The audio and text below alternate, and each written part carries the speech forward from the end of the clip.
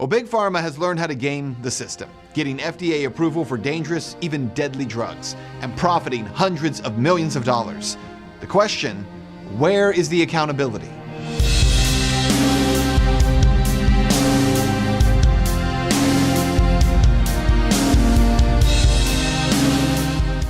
This story surrounds a woman by the name of Peggy Ryan. She was a rising star in the pharmaceutical sales world, and she worked for a massive company called Endo Pharmaceuticals. In 2002, she was pushed to sell a pain patch that was sold under the name Lidoderm. Ever since I began in April of 2002, there was much pressure to promote the Lidoderm patch off-label. So she had access to a lot of information, and she provided that to the government. But then they asked her to wear a wire and obtain audio tapes of the people that she reported to, telling her and other employees to essentially break the law. We've hit an all-time high with Lidoderm at over 54,500 scripts. Expand that market base for Lidoderm. Lidoderm at an all-time high number of total prescriptions. Part of the master scheme is that the Lidoderm patch is covered under orphan status. But to truly understand this story, you have to understand the system by which Congress is subsidizing something called orphan drugs. See, when a drug is needed for a condition or a disease that affects only a small percentage of the population, the FDA will subsidize the creation of that drug. The idea is that the pharmaceutical companies can't really make a profit on this drug because too few people use it. So we, the taxpayers, wind up paying the drug companies to create the drug. These are called orphan drugs. In this case, Endo Pharmaceuticals created the pain patch Lidoderm. The pain patch was only approved to treat symptoms of post-herpetic neuralgia, a rare disease which is a complication of shingles. But Endo began selling that drug off-label, meaning selling Lidoderm for everything from low back pain to carpal tunnel syndrome to neuralgia. But once a drug is approved, the FDA isn't monitoring the drug for side effects. In the end, Endo Pharmaceuticals agreed to a settlement of $193 million, a massive sum. And yet not really when you consider this stunning fact.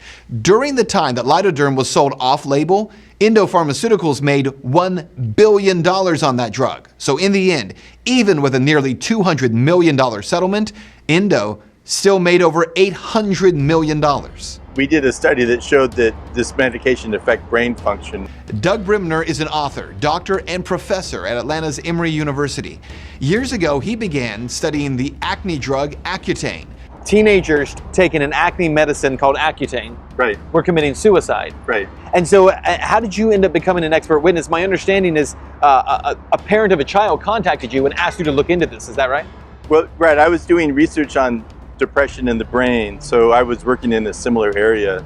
So the question is whether the same kind of changes that we see in the brain in depression would be seen in kids taking this medication. Yeah.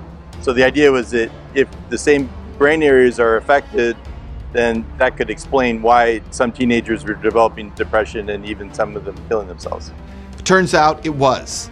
How bad was Accutane? From 1982 to May of 2000, the FDA received hundreds of reports linking Accutane to depression, including 37 suicides, 110 hospitalizations for depression or suicidal behavior, and 284 cases of non-hospitalized depression.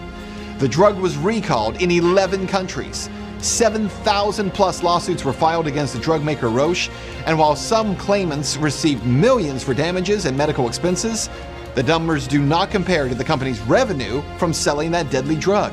So in terms of like the FDA and many of these organizations that are supposed to oversee these pharmaceutical companies and these drug makers, were they failing in their role to be able to determine whether or not these drugs were dangerous? Well, in all fairness to the FDA, they have a budget to approve drugs, and there's a lot of political pressure for them to approve as many medications as possible and as quickly as possible.